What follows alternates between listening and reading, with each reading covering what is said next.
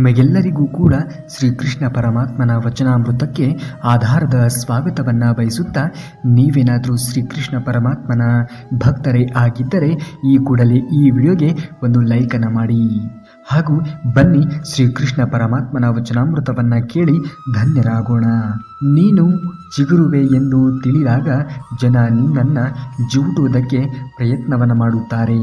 ಅವರನ್ನು ಎದುರಿಸಿ ನೀನು ಮರವಾಗಿ ನಿಲ್ಲು. ಅವರೇ ನಿನ್ನ ನೆರಳನ್ನು ಬಯಸಿ ಬರುತ್ತಾರೆ. ಪ್ರತಿಯೊಂದರ ಬೆಲೆ ಅದರ ಸಮಯ ಬಂದಾಗಲೇ ತಿಳಿಯುತ್ತದೆ. ಅದು ಪ್ರೀತಿ, ಸ್ನೇಹ, ಸಂಬಂಧ, ವಿಶ್ವಾಸ ಯಾವುದೇ ಆಗಿದ್ದರೂ ಕೂಡ ಸಮಯಕ್ಕೆ ನಾವು ಸಮಯವನ್ನು ಕೊಡಬೇಕು. ಏನೂ ಗೊತ್ತಿಲ್ಲದ ವಯಸ್ಸಿನಲ್ಲಿ ಮನುಷ್ಯ ಸಂತೋಷವಾಗಿ ಇರುತ್ತಾನೆ. ಎಲ್ಲ ಗೊತ್ತಾದ ಮೇಲೆ ಸಂತೋಷಕ್ಕಾಗಿ ಮನುಷ್ಯ ಪರದಾಡುತ್ತಾನೆ. ಮತ್ತೊಬ್ಬರ ಕಣ್ಣನ್ನು ಒರೆಸುವ ಹೃದಯವಂತಿಕೆ ನಮ್ಮಲ್ಲಿ ಇದ್ದರೆ ನಮ್ಮ ಕಣ್ಣೀರನ್ನು ಒರೆಸಲು ದೇವರು ಮತ್ತೊಬ್ಬರ ರೂಪದಲ್ಲಿ ಬಂದೇ ಬರುತ್ತಾನೆ ಎನ್ನುವುದನ್ನು ನಾವು ಮರೆಯಲೇಬಾರದು. ಅರ್ಥಾತ್ ನಾವು ಇತರರಿಗೆ ಏನನ್ನ ಬಯಸುತ್ತೇವೆಯೋ ಅಥವಾ ಇತರರ ಜೀವನದಲ್ಲಿ ನಾವು ಯಾವ ರೀತಿಯಾಗಿ ಪ್ರತಿಕ್ರಿಯೆಗಳನ್ನು ನಿರ್ವಹಿಸುತ್ತೇವೆಯೋ ಅದೇ ರೀತಿಯಾಗಿ ನಮ್ಮ ಜೀವನದಲ್ಲಿಯೂ ಕೂಡ ಪ್ರತಿಕ್ರಿಯೆಗಳನ್ನು ಕೊಡುವಂತಹ ವ್ಯಕ್ತಿಗಳನ್ನು ಆ ದೇವರು ಸೃಷ್ಟಿ ಮಾಡಿರುತ್ತಾನೆ. ನಾವೆಷ್ಟೇ ಬೇಡ ಅಂದರೂ ಕೂಡ ಈ ಸಮಾಜದಲ್ಲಿ ಬದುಕಲೇಬೇಕು. ಕೆಲವರು ನಗಿಸುತ್ತಾರೆ, ಕೆಲವರು ಅಳಿಸುತ್ತಾರೆ, ಕೆಲವರು ಆಶೀರ್ವಾದವನ್ನು ಮಾಡುತ್ತಾರೆ. ನಾವು ಎಲ್ಲರನ್ನ ನಂಬುತ್ತಾ ಬದುಕುತ್ತಾ ಹೋಗುವುದಕ್ಕೆ ಹೋಗಬಾರದು. ಎಲ್ಲವನ್ನ ಕಾಲಕ್ಕೆ ಬಿಟ್ಟು ನಮ್ಮ ಪಾಡಿಗೆ ನಾವಿದ್ದು ನಮ್ಮ ಜೀವನವನ್ನು ಸಾಗಿಸುವುದನ್ನು ನೋಡಬೇಕು. ಕಾಲ ಎನ್ನುವುದು ತುಂಬ ಬದಲಾಗಿದೆ. ಇಲ್ಲಿ ಕಣ್ಣು ಮುಚ್ಚಿ ಯಾರನ್ನೂ ಕೂಡ ನಂಬುವಂತೆ ಇಲ್ಲ. ಏಕೆಂದರೆ ಆ ನಂಬಿಕೆಗೆ ಅರ್ಹವಾಗಿರುವಂತಹ ವ್ಯಕ್ತಿಗಳು ಸಿಗುವುದು ತುಂಬಾ ವಿರಳವಾಗಿದೆ. ಜೀವನದಲ್ಲಿ ನೀವು ಬಯಸಿದ್ದು ನಿಮಗೆ ಸಿಗಬೇಕಾದರೆ ನೀವು ಈ ಎರಡು ರೀತಿಯ ಕೆಲಸಗಳನ್ನು ತಪ್ಪದೇ ಮಾಡಬೇಕು. ಒಂದನೆಯದು, ಹಿಂದೆ ಆಗಿದ್ದರ ಬಗ್ಗೆ ಯಾವುದೇ ರೀತಿಯಲ್ಲಿಯೂ ಕೂಡ ನೀವು ಚಿಂತನೆಯನ್ನು ಮಾಡುವುದಕ್ಕೆ ಹೋಗಲೇಬಾರದು. ಏಕೆಂದರೆ ಅದು ಮರಳಿ ಅಥವಾ ಅದನ್ನು ಬದಲಾಯಿಸುವುದಕ್ಕೆ ಸಾಧ್ಯವೇ ಇಲ್ಲ. ಹಾಗಾಗಿ ಜೀವನದಲ್ಲಿ ಯಾವುದೇ ಘಟನೆಗಳು ಜರುಗಿದರೂ ಕೂಡ ಅದರ ಬಗ್ಗೆ ತಲೆಯನ್ನು ಕೆಡಿಸಿಕೊಳ್ಳುವುದಕ್ಕೆ ಹೋಗಲೇಬಾರದು, ಯೋಚನೆಯನ್ನು ಕೂಡ ಮಾಡಲೇಬಾರದು. ಇನ್ನು ಎರಡನೆಯದು, ಹಿಂದೆ ಮಾತನಾಡುವವರ ಬಗ್ಗೆ ಯಾವತ್ತಿಗೂ ಕೂಡ ನಾವು ತಲೆಯನ್ನು ಕೆಡಿಸಿಕೊಳ್ಳಬಾರದು. ಈ ಸಮಾಜದಲ್ಲಿ ಎರಡು ರೀತಿಯ ವ್ಯಕ್ತಿಗಳು ಇದ್ದಾರೆ. ಒಂದನೆಯದು, ನಿಮ್ಮ ಎದುರಿಗೆ ಏನೇ ಇದ್ದರೂ ಕೂಡ ಮಾತನಾಡುತ್ತಾರೆ. ಎರಡನೆಯದು, ನಿಮ್ಮ ಹಿಂದೆ ಮಾತನಾಡುವುದೇ ಒಂದು, ನಿಮ್ಮ ಮುಂದೆ ಮಾತನಾಡುವುದೇ ಒಂದು. ಇದರಲ್ಲಿ ನೀವು ನಂಬಬೇಕಾಗಿರುವುದು, ನಿಮ್ಮ ಎದುರಿಗೆ ಮಾತನಾಡುವಂತಹ ವ್ಯಕ್ತಿಗಳಿಗೆ ಮಾತ್ರ ನೀವು ವಿಶ್ವಾಸವನ್ನು ಇಡಬೇಕು, ಅವರ ಮೇಲೆ ನಂಬಿಕೆಯನ್ನು ಇಡಬೇಕು, ಅಂಥವರನ್ನು ನಂಬಬೇಕು. ಅದನ್ನು ಹೊರತುಪಡಿಸಿ ನಿಮ್ಮ ಬೆನ್ನ ಹಿಂದೆ ಒಂದು ರೀತಿಯಾಗಿ, ನಿಮ್ಮ ಕಣ್ಣ ಮುಂದೆ ಒಂದು ರೀತಿಯಾಗಿ ಮಾತನಾಡುವಂತಹ ವ್ಯಕ್ತಿಗಳಿಗೆ ಎಂದಿಗೂ ಕೂಡ ಕೊಂಚ ದೂರವೇ ಇಟ್ಟಿರುವುದು ಒಳ್ಳೆಯದು. ಗುಡಿಯಲ್ಲಿರುವಂತಹ ದೇವರ ವಿಗ್ರಹ ಕಲ್ಲಿನದ್ದೇ ಆಗಿರಬಹುದು. ದೇವರ ಪಟಗಳು ಮನುಷ್ಯನು ಬಿಡಿಸಿರುವಂತಹ ಚಿತ್ರಗಳೇ ಆಗಿರಬಹುದು. ಆದರೆ ಅದರಲ್ಲಿ ದೇವರನ್ನು ಕಾಣುವಂತಹ ಮನಸ್ಸು ಕಲ್ಲಾಗಿರಲು ಸಾಧ್ಯವೇ ಇಲ್ಲ. ನಂಬಿಕೆಯೇ ಜೀವನದ ಮೂಲ ಶಾಲಿ. ನಂಬಿಕೆಗಿಂತ ಮಿಗಿಲಾಗಿ ಇರುವಂತಹ ಭರವಸೆ ಮತ್ತೊಂದು ಇರುವುದಕ್ಕೆ ಸಾಧ್ಯವೇ ಇಲ್ಲ. ರೂಪಾಯಿ ಎಷ್ಟೇ ಭಾರಿ ಕೆಳಗೆ ಬಿದ್ದರೂ ಕೂಡ ಅದರ ಮೌಲ್ಯ ಕಡಿಮೆ ಆಗುವುದೇ ಇಲ್ಲ.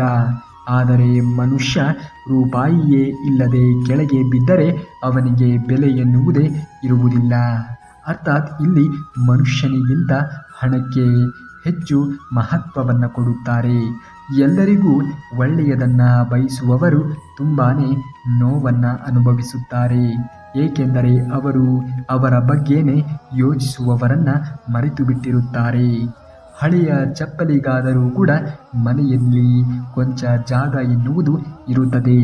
ಆದರೆ ಮನುಷ್ಯ ಸತ್ತರೆ ಮನೆಯಲ್ಲಿ ಜಾಗ ಇರಲಿ, ಮನೆಯಿಂದ ಹೊರಗಡೆ ಇಡುತ್ತಾರೆ.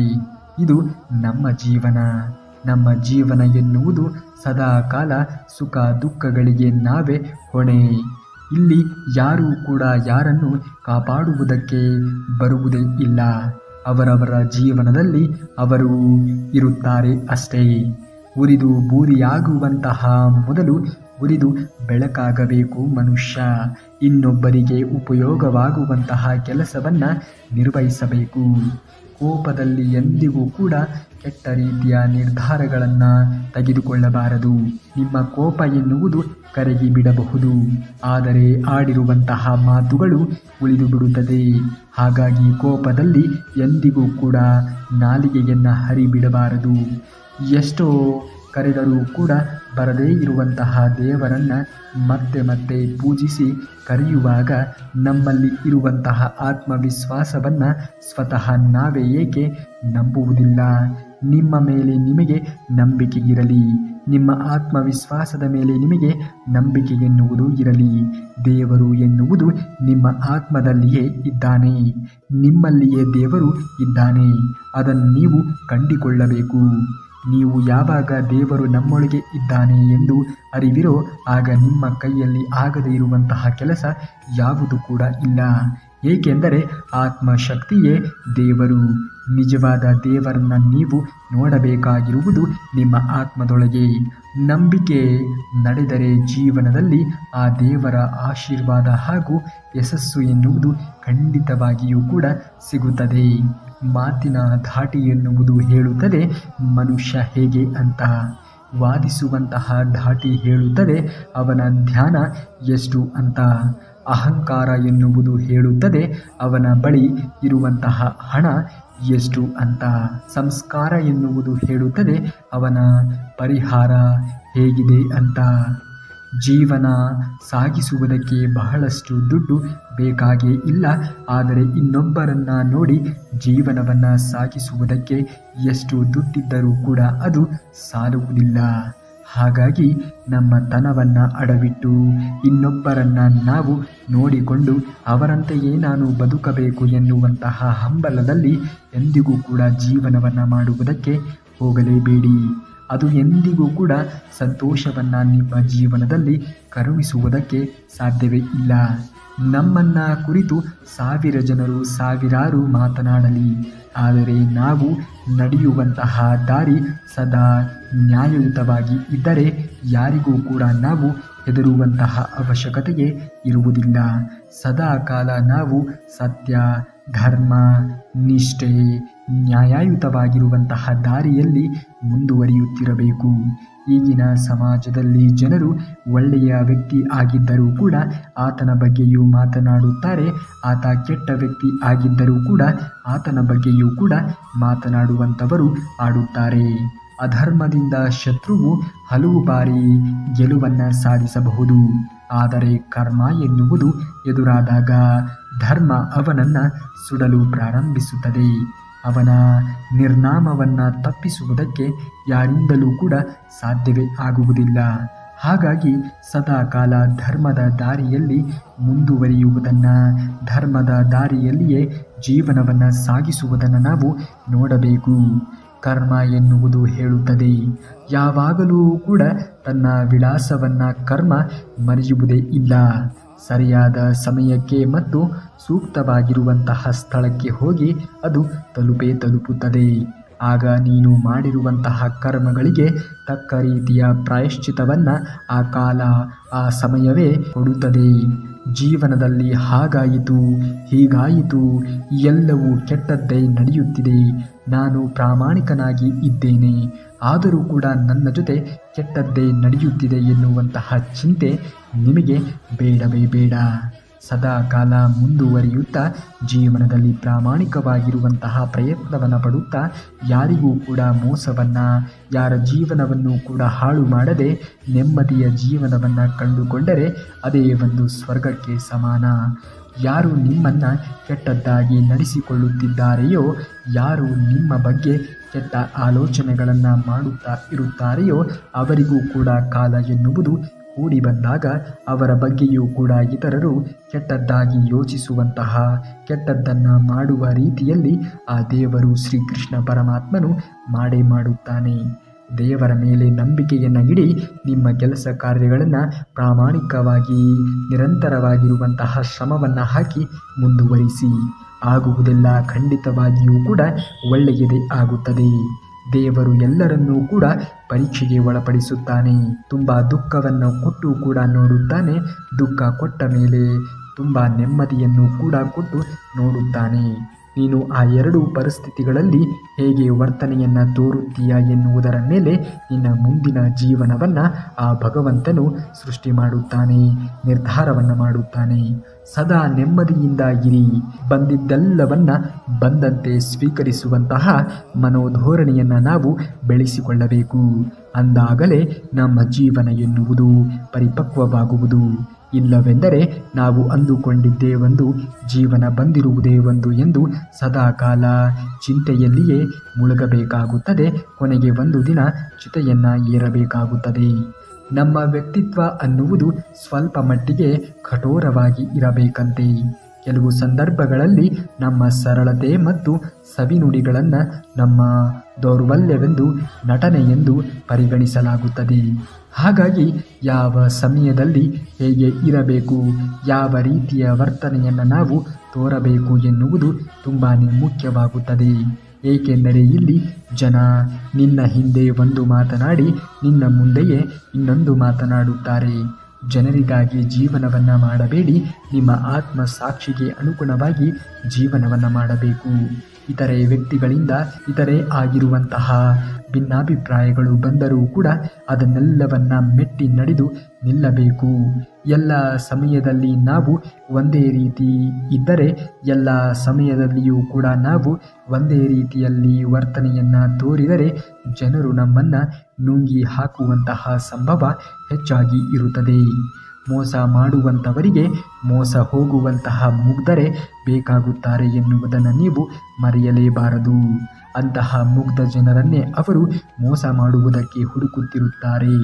ಟೀಕೆಗಳಿಗೆ ನಮ್ಮ ವ್ಯಕ್ತಿತ್ವ, ನಡವಳಿಕೆ, ನಮ್ಮ ಜೀವನ ಉತ್ತರ ನೀಡಬೇಕೇ ಹೊರತು ಮಾತಿನಿಂದ ಅಲ್ಲವೇ ಅಲ್ಲ. ನಾವು ಅವರ ಟೀಕೆಯ ಮಾತಿಗೆ ಯೋಚನೆಯನ್ನು ಮಾಡುತ್ತಾ ಕೂರಲೇಬಾರದು. ಟೀಕೆ ಟಿಪ್ಪಣಿಗಳಿಗೆ ತಲೆಯನ್ನು ಕೆಡಿಸಿಕೊಂಡು ಜೀವನವನ್ನು ಹಾಳು ಮಾಡಿಕೊಳ್ಳಬೇಡಿ. ಜೀವನ ಎನ್ನುವುದು ಅಮೂಲ್ಯವಾದದ್ದು. ಈ ಜೀವನವನ್ನು ನೀವು ಹೇಗೆ ನಡೆಸುತ್ತೀರಾ ಎನ್ನುವುದರ ಮೇಲೆ ಅದು ಅವಲಂಬಿತವಾಗಿರುತ್ತದೆ. ಯಾವ ರೀತಿಯಲ್ಲಿ ಜನರು ನಮ್ಮನ್ನು ಟೀಕೆಗೆ ಒಳಪಡಿಸುತ್ತಾರೆಯೋ ಅದೇ ರೀತಿಯಲ್ಲಿ ಅವರ ಟೀಕೆಗಳಿಗೆ ಪ್ರತಿ ಉತ್ತರವಾಗಿ ನಾವು ಬೆಳೆದು ನಿಲ್ಲಬೇಕು. ಅವರ ಟೀಕೆ ಟಿಪ್ಪಣಿಗಳು ಸುಳ್ಳು ಎನ್ನುವುದನ್ನು ನಾವು ಗೆಲುವನ್ನು ಸಾಧಿಸುವುದರ ಮೂಲಕ ಖಚಿತಪಡಿಸಬೇಕು. ಆಗ ನಿನ್ನ ಮೇಲೆ ನಿನಗೆ ನಂಬಿಕೆ ಎನ್ನುವುದು ಹೆಚ್ಚಾಗುವುದು. ನಿನ್ನ ಬಗ್ಗೆ ಅಭಿಪ್ರಾಯವನ್ನು ಇಟ್ಟುಕೊಂಡಂಥವರ ಅಭಿಪ್ರಾಯ ಸುಳ್ಳೆಂದು ನೀನು ನಿರೂಪಿಸದಂತೆ ಆಗುವುದು. ನಿನ್ನ ನಂಬಿದವರಿಗೂ ಗೌರವ ಸಿಗುವುದು. ಆದರೆ ಮನುಷ್ಯ ಎನಿಸಿಕೊಂಡವನು ಇದನ್ನು ಯಾವತ್ತಿಗೂ ಕೂಡ ಮರೆಯಬಾರದು, ನೆನಪಿನಲ್ಲಿ ಇಟ್ಟುಕೊಳ್ಳಬೇಕು. ನೀನು ಬೇರೆಯವರ ಕಣ್ಣುಗಳಲ್ಲಿ ಕಣ್ಣೀರನ್ನು ತರಿಸಿದರೆ ಖಂಡಿತವಾಗಿಯೂ ಕೂಡ ನಿನಗೂ ಒಂದು ವೇಳೆ ಬಂದೇ ಬರುತ್ತದೆ. ನಿನಗೂ ಒಂದು ಸಮಯ ಬಂದೇ ಬರುತ್ತದೆ. ಆ ಸಮಯ ಬಂದಾಗ ನಿನ್ನ ಕಣ್ಣಲ್ಲಿ ಕೇವಲ ನೀರು ಬರುವುದಿಲ್ಲ, ಬದಲಾಗಿ ರಕ್ತವೇ ಹರಿಯುತ್ತದೆ ಎನ್ನುವುದನ್ನು ನೀನು ಮರೆಯಲೇಬಾರದು. ಬೆಳಕು ನೀಡಿ ಉರಿದ ನಂತರವೇ ಮೇಣದ ಬತ್ತಿಗೆ ಗೊತ್ತಾದದ್ದು ನನ್ನನ್ನು ಸುಟ್ಟಿದ್ದು ಮತ್ತೆ ಯಾರೂ ಕೂಡ ಅಲ್ಲ, ನನ್ನೊಳಗೆ ಇರುವಂತಹ ದಾರವೇ ಎಂದು. ಹಾಗಾಗಿ ಆ ದಾರವನ್ನು ಮರೆಯಬೇಡಿ. ನಿಮ್ಮ ಒಳಗೆ ಅಥವಾ ನಿಮ್ಮ ಸಂಬಂಧಗಳಲ್ಲಿಯೇ ನಿಮ್ಮ ಶತ್ರು ಅಡಗಿರುತ್ತಾರೆ. ನಮ್ಮ ಬದುಕಿನಲ್ಲಿಯೂ ಕೂಡ ಹಾಗೆ. ನಮಗೆ ಬೇಡದೇ ಇರುವಂತಹ ವಿಚಾರಗಳ ಕಡೆಗೆ ನಾವು ಗಮನ ಹರಿಸುವುದನ್ನು ಬಿಟ್ಟು ಬಿಟ್ಟರೆ ನಮಗೆ ಬೇಕಾದಷ್ಟು ನೆಮ್ಮದಿಯನ್ನು, ಶಾಂತಿಯನ್ನು ಆ ದೇವರು ಶ್ರೀಕೃಷ್ಣ ಪರಮಾತ್ಮನು ಕರುಣಿಸುತ್ತಾನೆ. ಮೊದಲು ನಾವು ಬೇಡದೇ ಇರುವಂತಹ ವಿಚಾರಗಳ ಕಡೆಗೆ ಗಮನ ಕೊಡುವುದನ್ನು ಬಿಟ್ಟು ಬಿಡಬೇಕು. ಕೇಳದೆಯೇ ಎಂದಿಗೂ ಯಾರಿಗೂ ಏನನ್ನೂ ಕೂಡ ಹೇಳಬೇಡ. ಬೇಕಾಬಿಟ್ಟಿಯಾಗಿ ನಿನ್ನನ್ನು ಕರೆದರೆ ಎಂದಿಗೂ ಯಾರ ಮನೆಯ ಬಾಗಿಲಿಗೂ ಕೂಡ ಹೋಗಲೇಬೇಡ. ಕಷ್ಟ ಬಂದರೆ ಎಂದಿಗೂ ಕೂಡ ಜೀವನದಲ್ಲಿ ಹೆದರಬೇಡ. ಬೆಲೆ ಇಲ್ಲದ ಕಡೆ ಕಾಲು ಯಾವತ್ತಿಗೂ ಕೂಡ ಇಡಲೇಬೇಡ. ಜೀವನ ಎನ್ನುವುದು ಶಾಶ್ವತವಾದದ್ದು. ಜೀವನವನ್ನು ಯಾವಾಗ ಹೇಗೆ ರೂಪಿಸಿಕೊಳ್ಳಬೇಕು ಎನ್ನುವುದು ನಿನಗೆ ಬಿಟ್ಟಿದ್ದು. ಈ ಜೀವನ ಎನ್ನುವುದೇ ಒಂದು ಅತ್ಯಮೂಲ್ಯವಾದದ್ದು. ಜೀವನವನ್ನು ಸರಿಯಾದ ರೀತಿಯಲ್ಲಿ ಜೀವಿಸುವುದೇ ನಿಜವಾದ ಜೀವನ. ತನ್ನ ತಪ್ಪುಗಳನ್ನು ಸರಿ ಮಾಡಿಕೊಳ್ಳಲು ತಾನಾಗಿಯೇ ಯಾರು ಹೋರಾಟವನ್ನು ಮಾಡುತ್ತಾರೆಯೋ ಅವರನ್ನು ಸೋಲಿಸುವುದಕ್ಕೆ ಯಾವ ವ್ಯಕ್ತಿಯಿಂದಲೂ ಕೂಡ ಸಾಧ್ಯವೇ ಇಲ್ಲ. ಹಾಗಾಗಿ ನಿಮ್ಮ ತಪ್ಪುಗಳನ್ನು ನೀವು ಸರಿಯಾದ ದಾರಿಯಲ್ಲಿ ಸರಿಯಾದ ಸಮಯ ಬಂದಾಗ ತಪ್ಪು ಮಾಡಿದ್ದೇನೆ ಎನ್ನುವಂತಹ ಅರಿವು ನಿಮ್ಮಲ್ಲಿ ಬಂದಾಗ ಅದರಿಂದ ನೀವು ನಿಮ್ಮ ತಪ್ಪನ್ನು ತಿದ್ದಿಕೊಳ್ಳುವುದು ಒಳ್ಳೆಯದೇ. ತಪ್ಪು ಒಪ್ಪಿಕೊಂಡಾಗ ಮನುಷ್ಯ ಏನನ್ನೂ ಕೂಡ ಕಳೆದುಕೊಳ್ಳುವುದಿಲ್ಲ. ಯಾರಿಗಾಗಿ ನಮ್ಮ ಈ ಬದುಕು? ಯಾರಿಗಾಗಿ ನಮ್ಮ ಈ ಒಂದು ಹೋರಾಟ? ಯಾರಿಗಾಗಿ ನಮ್ಮ ಹಂಬಲ? ಅಯ್ಯೋ ಹುಚ್ಚು ಮನವೇ, ಯಾರೂ ನಮ್ಮವರಲ್ಲ, ಎಲ್ಲರೂ ಅವರವರ ಸ್ವಾರ್ಥಕ್ಕೆ ನಿನ್ನನ್ನು ಬಳಸಿಕೊಳ್ಳುತ್ತಿದ್ದಾರೆ ಅಷ್ಟೇ. ಈ ಸತ್ಯವನ್ನು ಅರಿತು ಜೀವನವನ್ನು ನಡೆಸಬೇಕು ನೀನು. ಜೀವನ ಎನ್ನುವುದು ಎಲ್ಲವೂ ಕೂಡ ಒಳಗೊಂಡಿದೆ. ಜೀವನವೇ ಒಂದು ಸರ್ವಸ್ವ, ಜೀವನವೇ ಒಂದು ಸ್ವರ್ಗ. ಜೀವನವನ್ನು ಸರಿಯಾದ ರೀತಿಯಲ್ಲಿ ಜೀವಿಸಿದವನು ಮಾತ್ರ ಈ ಜೀವನದ ಎಲ್ಲ ಆಗು ಹೋಗುಗಳನ್ನು ನೋಡಿಕೊಂಡು ಹೋಗುವುದಕ್ಕೆ ಸಾಧ್ಯವಾಗುವುದು. ಜೀವನವೇ ಒಂದು ಅದ್ಭುತ. ಜೀವನವನ್ನು ಸರಿಯಾದ ರೀತಿಯಲ್ಲಿ ಜೀವಿಸುವುದನ್ನು ಕಲಿಯಿರಿ. ನಿನ್ನನ್ನು ಕಾಯುವುದಕ್ಕೆ ಮೇಲೆ ಒಬ್ಬ ಶ್ರೀಕೃಷ್ಣ ಪರಮಾತ್ಮನು ಇರುವಾಗ ಕೆಲಸ ಇಲ್ಲದವರ ಮಾತಿಗೆ ಕೊರಗುವುದು ಏಕೆ? ಕೆಲಸ ಇಲ್ಲದವರ ಮಾತಿಗೆ ತಲೆಯನ್ನು ಕೆಡಿಸಿಕೊಂಡು ಕೊರಗುವುದು ಏಕೆ? ಯಾರನ್ನೂ ಕೂಡ ನೀನು ನಂಬಿ ಈ ಭೂಮಿಗೆ ಬಂದಿಲ್ಲ ಎನ್ನುವುದೇ ನಿಜವಾದರೆ ಯಾರೂ ಕೂಡ ನಿನ್ನೊಂದಿಗೆ ಈ ಭೂಮಿಯನ್ನು ಬಿಟ್ಟು ಬರುವುದಿಲ್ಲ ಎನ್ನುವುದು ಕೂಡ ನಿಜ ತಾನೇ. ಮೋಸ ಮಾಡಿ ಗೆದ್ದವರು ಉದ್ಧಾರ ಆಗಿರುವಂತಹ ಚರಿತ್ರೆಯೇ ಇಲ್ಲ ಎಂದು ಹೇಳುತ್ತೇವೆ. ಅದೇ ರೀತಿ ನ್ಯಾಯದಿಂದ ನಡೆದವರು ಕೂಡ ಯಾವುದೇ ಕೊನೆಯಲ್ಲಿಯೂ ಸೋತಿರುವಂತಹ ಇತಿಹಾಸ ಇಲ್ಲವೇ ಇಲ್ಲ ಎಂದು ಕೂಡ ಹೇಳುತ್ತೇವೆ. ಏಕೆ ನಾವು ನ್ಯಾಯದಿಂದ ನಡೆಯುವುದನ್ನು ಕಲಿಯಬಾರದು? ಸದಾ ಧರ್ಮ, ನ್ಯಾಯ, ಸತ್ಯದಿಂದ ಬದುಕನ್ನು ಕಲಿತುಕೊಳ್ಳಿ, ಬದುಕನ್ನು ರೂಢಿಸಿಕೊಳ್ಳಿ. ಆ ಕ್ಷಣಕ್ಕೆ ಮಾತ್ರ ನಿಮಗೆ ಸಮಸ್ಯೆಗಳು ಬರಬಹುದು, ಆದರೆ ಖಂಡಿತವಾಗಿಯೂ ಕೊನೆಯಲ್ಲಿ ನ್ಯಾಯ, ಧರ್ಮ, ನಿಷ್ಠೆ, ಪ್ರಾಮಾಣಿಕತೆ, ಸತ್ಯನೇ ಗೆಲ್ಲುವುದು, ಗೆಲುವನ್ನು ಸಾಧಿಸುವುದು. ಸದಾಕಾಲ ಧರ್ಮದ ದಾರಿಯಲ್ಲಿ ಮುಂದೆ ನಡೆಯುವುದನ್ನು ಕಲಿಯಿರಿ. ನಡೆಯುವಂತಹ ಹಾದಿಯಲ್ಲಿ ಚುಚ್ಚುವಂತಹ ಮುಳ್ಳುಗಳು ಇದ್ದರೆ ನಾವು ಪಾದರಕ್ಷೆಗಳನ್ನು ಮೆಟ್ಟಿ ನಡೆಯುವುದನ್ನು ಕಲಿಯಬೇಕು. ಈ ನಮ್ಮ ಬದುಕೆಂಬ ದಾರಿಯಲ್ಲಿ ಚುಚ್ಚಿ ಮಾತನಾಡುವಂತಹ ಜನರು ಇದ್ದರೆ ನಿನ್ನ ಕಣ್ಣೆದುರಿಗೆ ಅಂಥವರನ್ನು, ನಿನ್ನ ಪಾದರಕ್ಷೆಗಳನ್ನು ಬಿಡುವಂತಹ ಸ್ಥಳಗಳಲ್ಲಿ ಅಂತಹ ವ್ಯಕ್ತಿಗಳನ್ನು ಬಿಟ್ಟು ನಡೆಯುವುದನ್ನು ಕಲಿಯಬೇಕು. ಇಲ್ಲಿ ಜನರು ನೀನು ಒಳ್ಳೆಯವನಾಗಿ ಇದ್ದರೂ ಮಾತನಾಡುತ್ತಾರೆ, ನೀನು ಹೇಗೆ ಇದ್ದರೂ ಕೂಡ ಮಾತನಾಡುತ್ತಾರೆ. ಕೇವಲ ನೀನು ಹೋಗುವಂತಹ ದಾರಿಯ ಕಡೆಗೆ, ನೀನು ಮುಟ್ಟಬೇಕಾಗಿರುವಂತಹ ಗುರಿಯ ಕಡೆಗೆ ನಿನ್ನ ಗಮನ ಎನ್ನುವುದು ಇರಬೇಕಾಗುತ್ತದೆ. ಒಟ್ಟಾರೆಯಾಗಿ ನಿನಗೆ ಯಾವುದು ಒಳ್ಳೆಯದು ಅನಿಸುತ್ತದೆಯೋ ಆ ವಿಚಾರದ ಕಡೆಗೆ ನಿನ್ನ ಗಮನ ಎನ್ನುವುದು ಹರಿಸಬೇಕು. ಗಮನ ಎನ್ನುವುದು ಒಳ್ಳೆಯ ಆಲೋಚನೆಗಳ ಕಡೆಗೆ ಇರಲಿ. ಹೊಡೆತದ ನೋವನ್ನು ತಡೆದುಕೊಳ್ಳುವಂತಹ ಶಕ್ತಿಯನ್ನು ನೀಡಿರುವಂತಹ ಆ ಭಗವಂತನು ಸಮಯ ಬಂದಾಗ ಎಲ್ಲರನ್ನ ತಿರುಗಿಸಿ ಒಡೆಯುವಂತಹ ಶಕ್ತಿಯನ್ನು ಕೂಡ ನೀಡಿರುತ್ತಾನೆ ಎನ್ನುವುದನ್ನು ನಾವು ಯಾವುದೇ ಕಾರಣಕ್ಕೂ ಮರೆಯಲೇಬಾರದು. ನಿಂದನೆಗೆ ಹೆದರಿ ಯಾವತ್ತಿಗೂ ಕೂಡ ಗುರಿಯನ್ನು ಬಿಡಬೇಡ. ಏಕೆಂದರೆ ಗುರಿ ಮುಟ್ಟಿದ ನಂತರ ನಿಂದಿಸಿದವರ ಮಾತು ಸಹ ಬದಲಾಗುತ್ತದೆ. ನಿಂದನೆಗೆ ಹೆದರಬೇಡ, ಆಗುವುದೆಲ್ಲ ಒಳ್ಳೆಯದೇ ಆಗುತ್ತದೆ.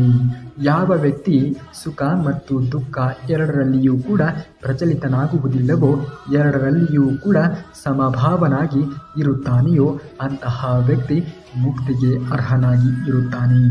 ನೀವು ಅದನ್ನು ಎಂದಿಗೂ ಕೂಡ ಮರೆಯಲೇಬಾರದು. ಜನರು ಬಣ್ಣವನ್ನು ಬದಲಾಯಿಸಿದರೆ ಭಗವಂತ ಸಮಯವನ್ನೇ ಬದಲಾಯಿಸುತ್ತಾನೆ. ಮೇಲಿನ ಭಗವಂತ ನಿಮ್ಮ ಕಡೆಗೆ ಇರುವಾಗ ಚಿಂತೆ ಎನ್ನುವುದು ಏಕೆ? ಕಾಲಕ್ಕೆ ತಕ್ಕಂತೆ, ಸಮಯಕ್ಕೆ ತಕ್ಕಂತೆ ಯಾವುದನ್ನು ಯಾರಿಗೆ ಹೇಗೆ ಕೊಡಬೇಕು ಎನ್ನುವುದು ಆ ಮೇಲೆ ಇರುವಂತಹ ಭಗವಂತ ಶ್ರೀಕೃಷ್ಣನಿಗೆ ತುಂಬ ಚೆನ್ನಾಗಿ ತಿಳಿದಿದೆ. ಸಮಯ ಬಂದಾಗ ನೀವು ಅಂದುಕೊಂಡಂತಹ ಎಲ್ಲ ಕೆಲಸಗಳು ಹಾಗೆ ಆಗುತ್ತವೆ. ಶ್ರೀಕೃಷ್ಣ ಪರಮಾತ್ಮನ ಮೇಲೆ ನಂಬಿಕೆಯನ್ನಾಗಿಡಿ. ಆಗುವುದೆಲ್ಲ ಒಳ್ಳೆಯದೇ ಆಗುವುದು. ನೀವೇನಾದರೂ ಶ್ರೀಕೃಷ್ಣ ಪರಮಾತ್ಮನ ಭಕ್ತರು ಆಗಿದ್ದರೆ ಈ ಕೂಡಲೇ ಈ ವಿಡಿಯೋಗೆ ಒಂದು ಲೈಕನ್ನು ಮಾಡಿ. ನಾಳೆಯ ಮತ್ತೊಂದು ಶ್ರೀಕೃಷ್ಣ ಪರಮಾತ್ಮನ ವಚನಾಮೃತದೊಂದಿಗೆ ಭೇಟಿ ಆಗುವವರೆಗೂ ಧನ್ಯವಾದ. ಕರುನಾಡಿಗೆ.